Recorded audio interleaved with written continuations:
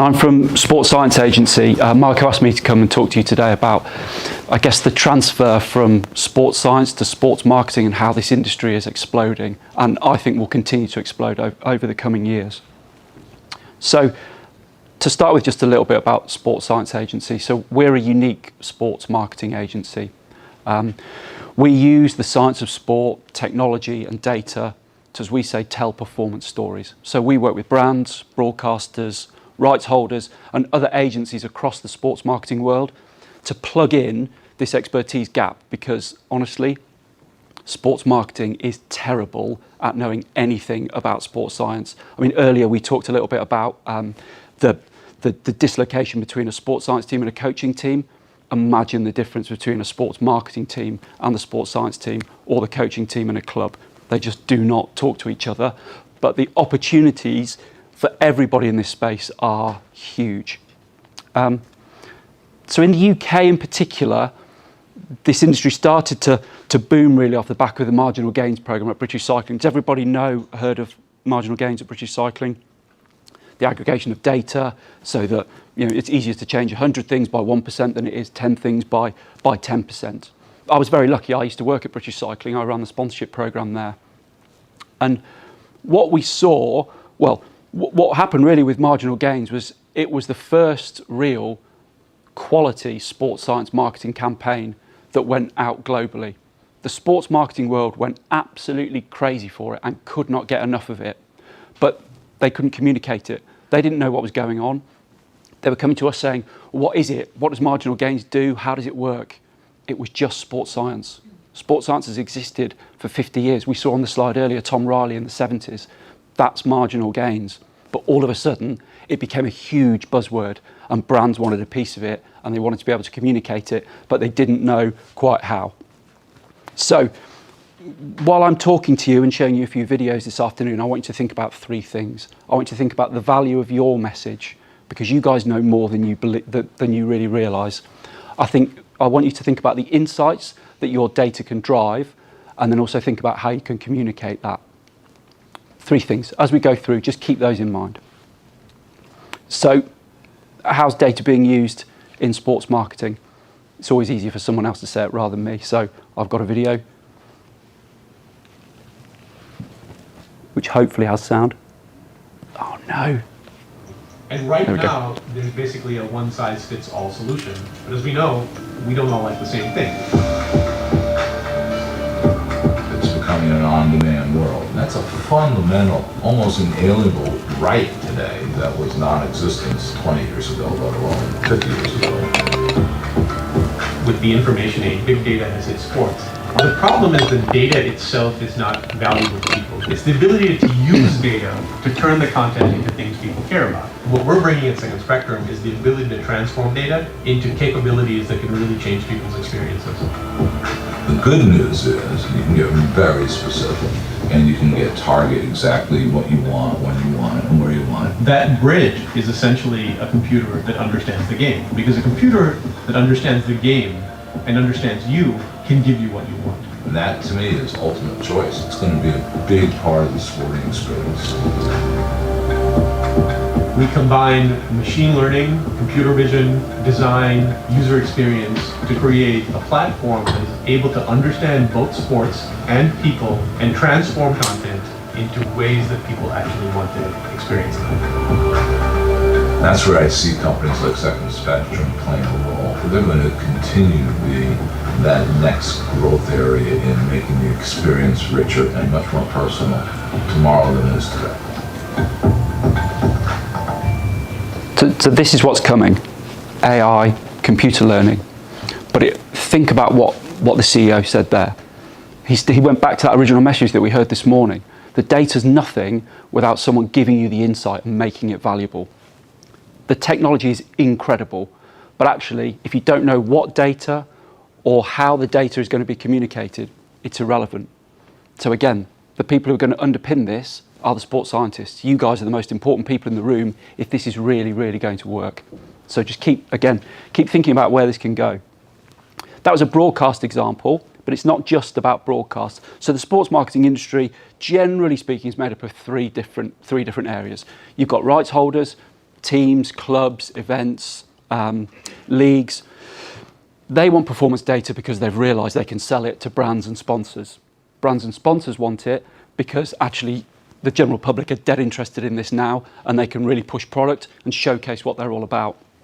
And the media wants it because that's become so fragmented that that's how they can drag more eyeballs to their platforms, which again helps the brands communicate with them. So, this whole market comes together, but at the basis of it is quality data and great insight that has to be led by sports scientists. In the end, why does sports marketing care about data?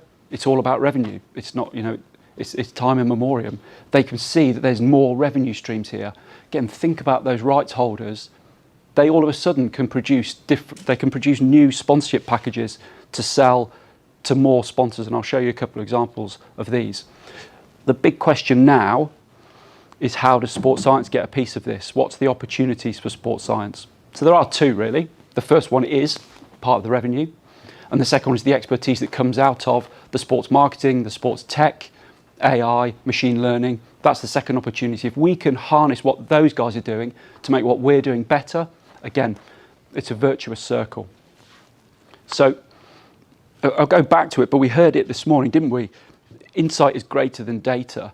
And I sat and listened to Alex in particular and thought, I'd rather listen to that guy tell me about football than any of these three, because they don't really tell you anything you don't know. I mean, this is going to sound really bad, and I'm going to call out Jamie Redknapp, but does everyone remember, was it the Carabao Cup final a couple of years ago when Chelsea substituted Azpilicueta? They brought, no, not Azpilicueta. Who was the keeper? Kepa. Jamie Redknapp went absolutely crazy about it. It's like, oh, it's ridiculous. Why would you sub a goalkeeper in at the start of a penalty shootout? So I had a quick look at the data, and it was obvious, because Kepa was so much, well, not only was he a better penalty saver than Mendy, who was in goal, Mendy was terrible, absolutely terrible. So you had a substitute to go, and all the data makes that decision so obvious. Yet he tells us it's the most ridiculous decision that's ever been made by a manager. Actually, not bringing Kepa in would have been the most ridiculous decision ever made by a manager. But they just don't look at the data and therefore aren't giving you the power of that insight. I think what Alex said this morning about the sort of Sky Sports, how they talk about, well, look, these are the passing data, this is the running data. They're not giving you any real insight. They're not probably telling anyone in this room something that they don't know. So imagine if you get a sports scientist to actually train some of these people to tell them what is going on underneath it all. And again, that gets back to the power of it. So I want to give you two examples of where data has, I guess, the sports science data has really got into the sports marketing world and how powerful that's been. The first one is from the UCI Track Champions League. This was a relatively new event that was made for TV. First season was 2 years ago. The whole point about this was that it was going to really try and engage viewers into the nuance of cycling. If you don't know about cycling, what's going to get you hooked, what's going to make you interesting, because actually just watching track cycling and people ride around, sometimes it can be a bit of a tough watch. So they really, really wanted to push a data narrative. The problem they had was they didn't know what data. So we were lucky enough to work on this and helped put a strategy together whereby we talked about primary, secondary and tertiary data. Primary, you'll see just some pretty easy heart rate stuff that comes live from the athletes while they're competing, never really been done before. Secondary, we'd start to build to some comparative data, and then tertiary, actually you're sort of getting under the skin of sports science. So actually, rather than showing someone's maximum heart rate, which again, most of you will know is pretty irrelevant, let's look at the percentage of max heart rate. But you have to do it slowly and over time because the fans don't understand what these terms are, so you have to take them on that journey. For the organisation or for the event, the value of the data was A, hopefully more eyeballs, so more revenue, and B, a new sponsorship category that they could sell.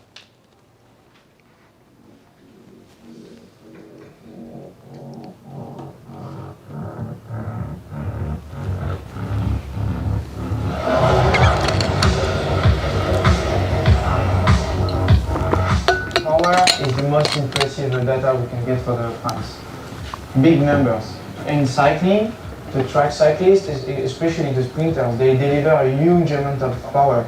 And we don't really realize how much effort they put into their sprints. And thanks to the power, people can really understand what it means to have a sprint with their vessel.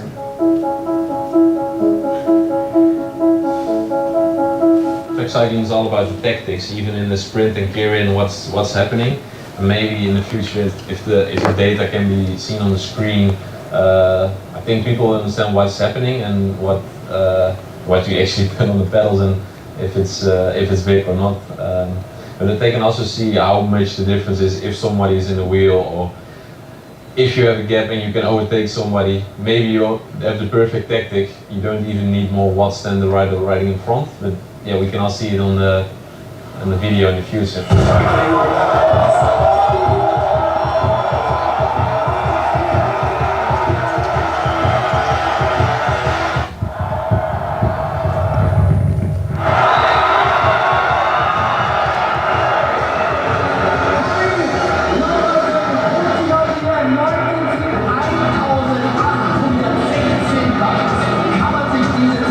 So I'll just stop that there. So you can see that this is in the stadium, but this is also it also went out live on TV, but powered by AWS. So when I talked about those benefits, so you've got actually from a rights holder point of view, so from the event, they've been able to bring in a major sponsor and they don't get much bigger than AWS. But actually now the coaches and the athletes are benefiting from AWS's technology feeding back into them because they can crunch data that the coaches just cannot get. And also because of the contracts the riders have signed, everything's coming off them live. So they're getting live, the coaches getting live in competition data. We're putting together, as I said, primary, secondary and tertiary data around to support what the coaches want. And so that circle just keeps being completed. The other thing I would say, because it's only fair because I slagged off some of those pundits earlier, was we did a major job with the pundits of this as well, so they can understand what the data was saying. So again, across all those feeds across Europe, the commentators are able to discuss the data in detail, so the audience are able to understand what's going on. So I said, this is the primary stuff because we've just got their maximum data. Season 2, we're doing comparative between athletes, and now we'll start to build more predictive and more sort of deep physiological data. So it's a nice example of where you've got a rights holder and a sponsor benefit. Just some more images. Again, I mentioned that the media is key. So obviously we had the broadcast feed, but then actually again for the rights holder, they want to be pushing stuff out across all forms of media, traditional and social. And actually if you've got decent data that underpins some of the imagery, it's amazing the engagement it gets rather than just pictures of athletes and saying Harry Leveson wins. Actually, if we can start talking about watts, particularly amongst the cycling audience, but we'd see it in football, we'd see it in rugby, we'd see it anywhere really, they're going to start discussing this. And that's where it's so powerful, because the engagement of anything that you do digitally, when you start talking about quality data, shoots up through the roof. This is my last example. This is Vodafone's Player Connect system that they built for the Lions, I think it was last year. And this is a really interesting one again for the sports scientists in the room, because the benefit here is certainly from a revenue point of view. This was a multi-million-pound sponsorship that meant that the Lions had access to some of the best and the latest sports science equipment that the Lions as an organisation just wasn't going to be able to afford. Vodafone come along, right, what's our message? We want to talk about our tech, we want to talk about our connectivity. How are we going to do that? We're going to use sports science as a basis. The Lions can turn around and go, yep, great, we'll work with you, but we need you to go and purchase all this kit for us so that you can go and tell your story. So a brand has come in here and funded the sports science operation of one of the most famous rugby teams in the world. So think about that as a benefit. If you guys can get the commercials right, actually you've got big brands who will fund this. The Vodafone Player Connect is a first of its kind performance dashboard that uses Vodafone's IoT technology to aggregate the data from existing sports wearables and serving that back up in a single pane of glass IoT is the Internet of Things. It allows us to capture data across people, places and things, and collate that data and analyse that data and present that information back. Player Connect dashboard will give the coaching staff, the sports science team, all of the tools that they need to make sure that they're getting absolutely the best out of the athletes without the manual process of collecting data from multiple different sources and pulling it all together. Player Connect system is ingesting data from two different systems for collision. One is the mouthguard and the other is the GPS tracker that you're wearing. Okay, let's go and have a go with the first drop. Let's do it. Because we're aggregating data from lots of different sources, it means that we can get a much more holistic view of how those impacts are affecting you as an individual. So with this will be able to give us feedback from training as well as games as well? Yeah, absolutely. How the coaching staff can use this data is they can see whether you need to increase the number of collisions, back off a little bit to make sure that you're in peak shape when it comes to the 3 tests against South Africa. With the GPS units, we're measuring the amount of distance that you cover, the speed that you cover it, the accelerations to give us an idea of what that workload is. With the chest strap, we're measuring your heart rate and your heart rate variability and using that to work out your internal load. Combine that with your off-field recovery measures and we get a really holistic view of you as an athlete. And is that a lot of these metrics can be seen live? A lot of the detail about number of accelerations, sprint distance, that all accumulates live, and then we can determine whether we need to push you harder or take some of the workload off you in order to make sure that you're recovered enough to perform at an optimal level. One of the key things on tour will be player welfare. We're using Whoop for recovery data, so the amount of sleep that you're getting, disturbances and that sort of things. And that can inform coaches' decisions about the volume of training, the amount of recovery time that you need to make sure that all of the players on tour are performing optimally. But actually, one of the best tools that we have is just a player questionnaire, which is built into the Player Connect system. So every day you'll go through a wellness questionnaire which asks you some questions about your mood, your quality of sleep, how recovered you feel you are. The coaches are going to use that data to make sure that they're keeping track of well-being and your mental health that they can then step in and help out with. Awesome. Vodafone Player Connect will be used by elite athletes and teams who really want to get a handle on their performance data and importantly do so in real time, and that gives us a significant step forward from where we are today. So that's an example of a major brand using sports science as its platform to tell its message over a massive campaign. Sports science was absolutely central to what they were doing, and again, it just shows the value. One note of caution, I would say, who owns the data for the athletes?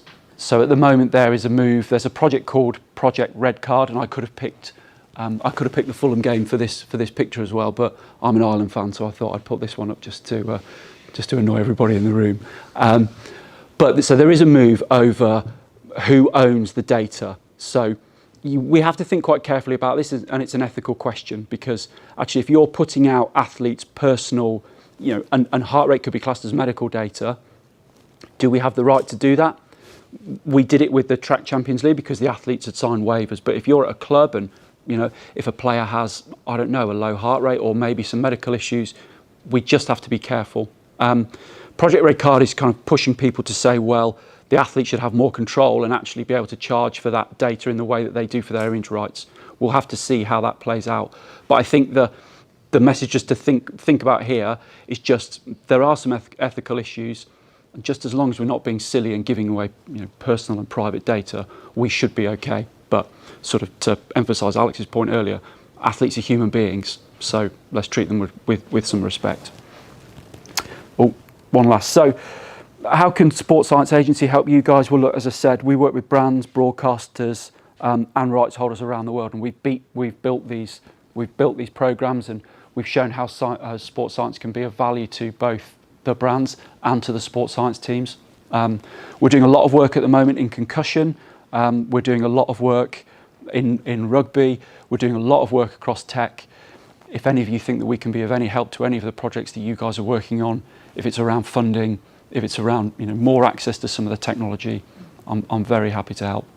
And for the students in the room, what I would say is this is an expanding area. You probably came in and did sports science and thought, yeah, I want to go and work with a team. You know, at some point in the not too distant future, there'll be an in-house sports scientist at Vodafone. There'll be an in-house sports scientist at O2. You know, there'll be in-house sports scientists at AWS, at Apple, at Microsoft. You know, the opportunities that you guys will get as this market opens up are huge, and they certainly weren't around when I graduated a long, long, long time ago. On that note, that's me. Any questions?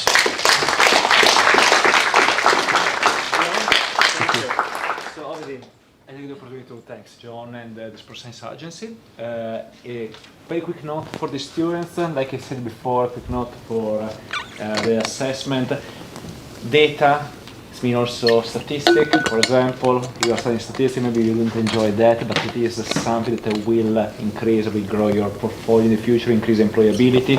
If you have studied, or you are studying performance analysis, that is a market that you understand is maybe also the future, present and future, I could say, not the past, present and future. And sports science, you understand the importance of the insight of the data, not only to gather data. Okay, so there is a market for you that is not maybe the direct job that you can see in front of you, but something that is there, is outside after the university, and you can really maybe open new way for your employability, contact with people like John, and also open a bit your eyes. So watching around you at a 360 degree. So I think the future in sports science is quite bright. There are many jobs that don't exist in this moment and will exist in the future. If you watch sports science department in the past, there was maybe a coach, a couple of coaches, one strength condition coach, not many analysts because the second coach was doing that job. Now the departments are much bigger, so we will have also other jobs in the future. So I would like to ask the first question to John, and after I let you ask other questions. The first one is, how do you approach new, for example, clients in the sport environment generally are quite resistant to innovation. So obviously marketing can be innovation because it is a new thing. And particularly you say that sports scientists, coaches don't talk the same language. Definitely not. So how can you interact with them to, say, preach a bit into the club? Yeah, I think where we've been quite successful is we do speak a sports science language, and it is, again, I think to echo what was said earlier, it starts slowly and just a couple of messages. So this is what we are, this is what we want to do. So when I worked at British Cycling, their brands wanted to be in the gym with the riders all the time. They wanted to be filming training all the time. It was like, no, back off, right? If we can just allow one of the brands to come in, take some photos while the guys are in the gym, plan what we're going to do, tell the coaches what that's going to look like, and make sure that nobody's going to be inconvenienced, then everyone becomes just that bit more comfortable. The coaches have to be a key part of this. They have to be. They have to understand what you're trying to do and why you're trying to do it. And also, look, I guess where we get quite lucky is often we come in with, I guess, quite cool brands. You know, like Vodafone want to come in and do something quite cool, or AWS do, or you know, someone from Wimbledon wants to come in. Actually, we can play to coaches and sports scientists' egos slightly. And that does work for us. But I would say our routine has been very much what was said earlier. Keep it simple. If you get an agreement with a coach or a sports scientist, stick at that. Don't break any trust, and you will build from there. Thank you very much, John. Okay. I would like to open the floor for other questions, if you have any. Please, Kevin. Yeah, thank you. I just have a question around, like you mentioned, the ethics. We have people who decide what kind of cars can be driven in Formula One in terms of how much they weigh and what goes on. We have people who decide on what kind of drugs or athletes can or can't take. Same thing, I guess, with nowadays. It's becoming more and more prominent, the conversation around, you know, are transgender athletes allowed to perform in certain sports and what the rules look like for them. With regards to ethics and data, who sets the minimum guidelines? Who's the governing body who manages that, and how do you think that will evolve going forward as we continue to collect more and more data? Yeah, it's a good question, and the answer is we don't know. So there isn't a governing body for sport who will oversee that at the moment. It's kind of comes back to each NGB on a case-by-case basis. That Project Red Card, it's a commercial venture, so I think we have to be a little bit careful about saying that they're kind of leading the way, because there's ultimately they're sports agents who are trying to drive more revenue for their athletes themselves. What I would say is there's probably a difference between performance data that we can all see because we all turn up and watch sport, so we see people run, jump, etc., etc. When you start to go internal, I think that's when it starts to become a question. With the Track Champions League, all the athletes signed waivers, so that might be where we go. But again, we have to make sure that we are clear in the data that we're getting from them and what we're going to publish and how and why, so that people, I think as long as they understand what they're signing up to and we're bound by those boundaries, then I think it's okay. But you have to be clear and you have to set boundaries and parameters. Does that answer? Yeah, a bit of a snooze fest when you start to go more into the detail, but I think it's important to consider it because we have all of this opportunity, but then if we explore it, might we get ourselves into legal trouble because someone disagrees? And if you go minimum, then it could be like, well, you're in red tape. Yeah, I mean, think about it like a club. If you've got a player who may have a chronic injury and you're publishing data that shows their output's going down and down and down, that can affect their career or their next club. So it's then when actually you sort of hope everyone's just a little bit sensible, and there's just a little bit more thought about it rather than just trying to pump out data for the sake of it. Thank you. Thank you. Any other question from the audience? I just follow up very quickly. I found this fascinating for the cyclists. So they sign a permission. Yeah. What if one doesn't? Then we don't take their data. So you could exclude. There could be the result like winner. We can't tell you how many. Yeah. So every rider is issued with heart rate monitors. They've got power monitors. There's 3 or 4 monitors on each bike. So you just say, okay, we won't bother. From a marketing point of view, you pray they don't win. Yeah, you don't have to be indirect coercion if you want to be part of this industry. But cycling's relatively easy, particularly track cycling, because it's not a hugely well paid. It's not a hugely well paid sport. So the top riders in the world are showing up. They get paid. Cycling's quite a data heavy sport, so it's not unusual for them to be wearing heart rate monitors and to have that data out there. There will be bigger challenges than cycling, that's for sure.